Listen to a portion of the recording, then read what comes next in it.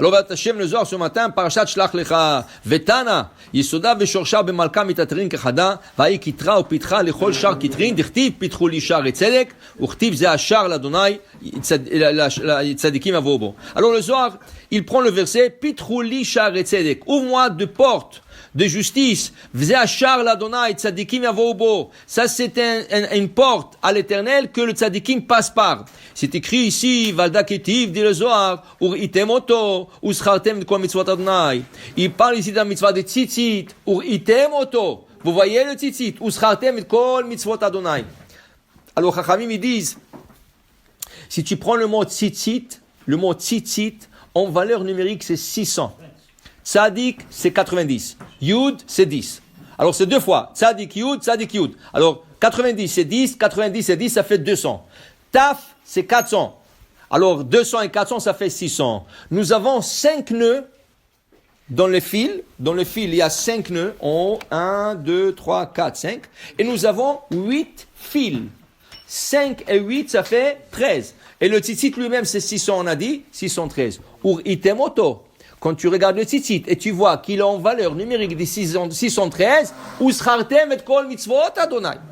Là, tu te rappelles de tous les mitzvot, parce combien de mitzvot on a 613. Alors, en regardant la tzitzit, tu as déjà tous les mitzvot devant toi. Il dit ici, le Zohar, il dit ici, ya tanenan, tashmishe mitzvah nizrakim. Ya, le tzitzit, quand il est fini, qu'est-ce qu'on fait avec? Tu peux le jeter. Oui, pas obligé. Selon l'halakha, tu peux jeter tout le tzitzit. Pourquoi? Mais tu peux faire le torchon avec. Oui, non, pas un torchon. Non. Mais tu peux le jeter. Tu mets dans 2 plastiques, tu peux le jeter. Pourquoi? Tashmishe mitzvah. Alors, qu'est-ce qu'il dit le Zohar? Il y a 2 catégories. Tashmishe kedusha, tashmishe mitzvah. 2 utilisations de kedusha, de sainteté, 2 utilisations de la mitzvah. Exemple, chauffard. Le chauffard, il s'est abîmé. Je peux le jeter. Okay? La tzitzit, elle s'est usée. Je peux le jeter. Okay? Avec dignité. Pas dans la poubelle directement. Je le mets dans 2 sacs, je peux le jeter. Une kippa, c'est usé. Tu peux le jeter. Okay? Comment s'appelle ça? Tashmishe mitzvah. Des objets de mitzvah. Objet de mitzvah, on peut le jeter une fois que la mitzvah était finie. Mais par contre, il y a tashmishe kedusha, des objets de kedusha, tefillin, mezouza, le tefilim, la mezouza, le sefer Torah, ceux-là, on ne peut pas jeter. Ceux-là, il faut faire geniza, dans la terre. Pourquoi? Il dit ici, Ela, amay nizrakim, pourquoi on peut le jeter, tashmishe mitzvah, et la tashmishe kedusha, begin dir shimin bektiva dishma kadisha. Qu'est-ce qu'il y a dans le mezouza? Le nom d'Hachem. Qu'est-ce qu'il y a dans la tefillin? Le nom d'Hachem. Qu'est-ce qu'il y a dans le Sefer Torah? Le nom d'Hachem. Je ne peux pas jeter ça. Alors dans ce cas, nignazim. Mais la tzitzit, elle nous aide à faire une mitzvah. Le shofar nous aide à faire une mitzvah. La kippa nous aide à faire une mitzvah. Mais ils ne sont pas kadosh. Ils nous aident à faire une mitzvah. C'est tashmishe mitzvah. Avalem ba'en kedusha. Dans ce cas, on peut le jeter. Okay? Alors, il faut distinguer. Mais regardez, il y a quelque chose. Par exemple, le Sefer Torah ou la mezouza, quand il va toucher quelque chose, il va le sanctifier. Par exemple, la teva sur laquelle on pose le Sefer Torah, elle reçoit le même statut que le Sefer Torah.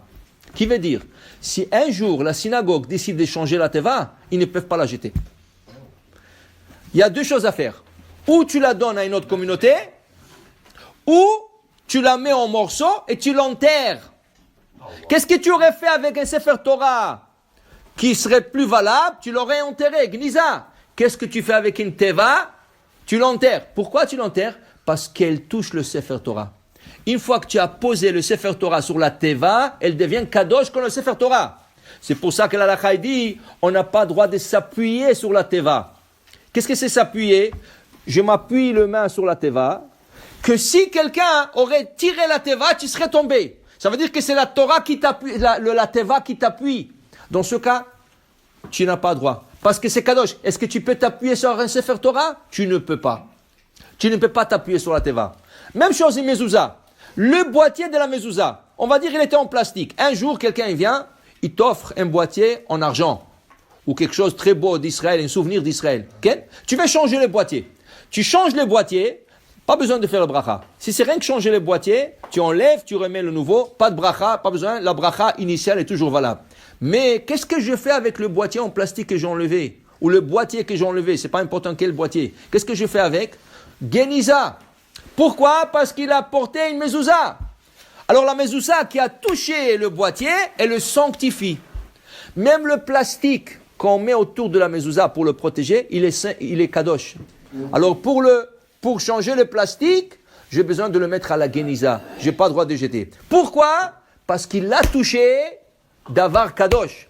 Alors dit Rachamim, imagine-toi, si quelque chose qui a touché un objet de kedusha, il est devenu kadosh, imagine-toi celui qui se colle à la Torah, celui qui se colle au Chachamim, au Rabbanim et tout ça, combien de kedusha va avoir cette personne? Okay? Alors retournons à la tzitzit. La tzitzit n'a pas le nom d'Hachem. Okay? Même ceux qui font de nœuds avec le nom d'Hachem, c'est pas kadosh. Pourquoi? Dit le Rabbi Ishraï, parce que c'est rien qu'une insinuation, c'est pas écrit. C'est pas écrit par encre sur parchemin Yud, Ke, Vav, Ke. Qu'est-ce qu'ils font? Ils font Yud, ils font 10 tours, 2 nœuds, plus 5 tours et 2 nœuds, plus 6 tours et 2 nœuds, plus 5 tours et 2 nœuds. Ça veut dire Yud, Ke, Vav, Ke. Mais il n'y a pas le nom d'Hachem, c'est pas écrit le nom d'Hachem. C'est une insinuation. Mais il y a des autres qui font 7 nœuds, 7 tours, 8, 11, 13. Top. Qu'est-ce qu'on fait quand on a fini avec les tzitzit? On peut prendre tout le tzitzit, mettre dans 2 plastiques et le jeter. Okay? Il y en a qui disent non, ça m'a servi, je suis à... Ok. Dis le Rabbi Ishraï, tu coupes les fils. Ça veut dire du haut, du parti de là où est le trou, tu coupes le fil et tu fais des marques livres. Okay? Tu fais quelque chose avec. Ou si tu veux absolument de le mettre en gnisa, rien que les fils, pas le tissu lui-même. Le tissu c'est un habit comme tous les habits. Oui, le tissu c'est un habit comme tous les habits. Okay? Si tu veux pas couper tout ça, tu peux rien que mettre tout à la gnisa. Mais si tu veux garder, alors tu mets au moins le fil, mais pas tout le tissu dans la gnisa. Amen, amen.